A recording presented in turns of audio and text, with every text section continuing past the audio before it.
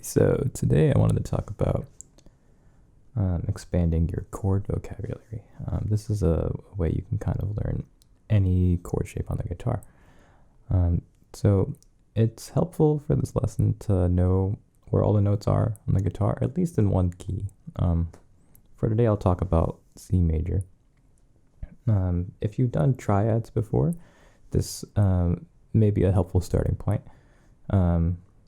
The key concept of being able to expand your chord vocabulary in this scenario is to be able to run any chord shape through the scale across the guitar neck. So if we're in C major, we can play all the triads, any shape, going up and down the guitar neck through each chord tone. So we have C major, then you go up to D minor, then E minor, then F, then G major, then A minor, B diminished, and C major, right? And maybe we've also worked on this with seventh chords. You can take any basic seventh chord shape, like this. It's a C major seventh chord. If we move each of these notes up the guitar neck through the C major scale, we get C major 7, D minor 7, E minor 7, F major 7, G dominant 7, A minor 7, B half diminished, back to C major 7.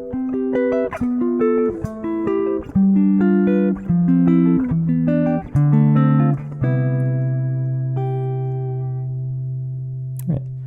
So on its own, it sounds pretty nice. You know, you have the musical context of the major scale, and you can take any of these chords through the scale. So there's something it's mentioned in Ted Greene's chord book about running chords through a chord scale. A lot of times in jazz theory, we talk about chord scale theory, meaning each chord has a mode or scale that's associated with it.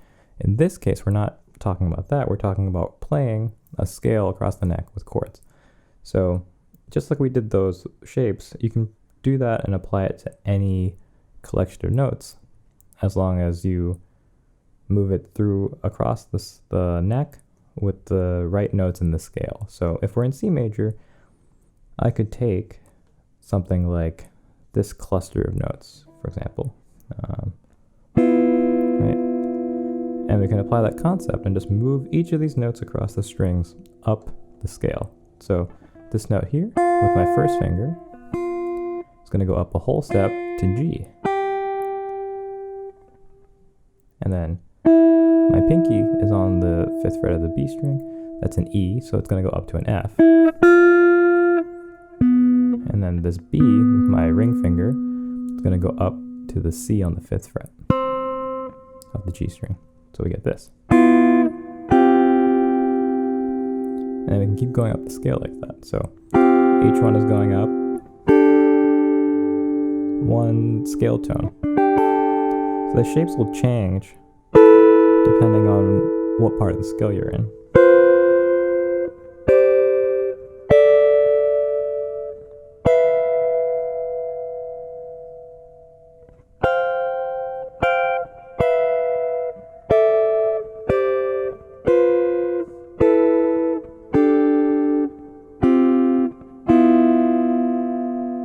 So, in addition to this expanding your chord vocabulary, it's also a great way to learn to improvise chords and kind of explore the instrument.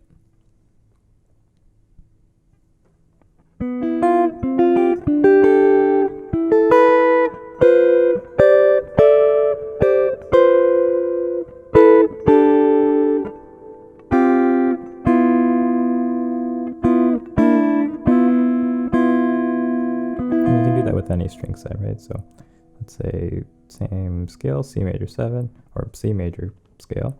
If I took a shape like this, moved each of these notes up a scale tone across the frets.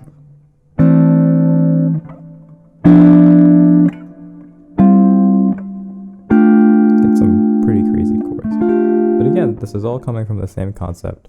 If we start with triads,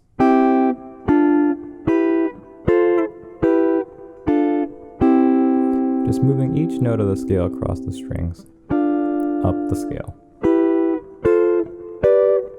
and down.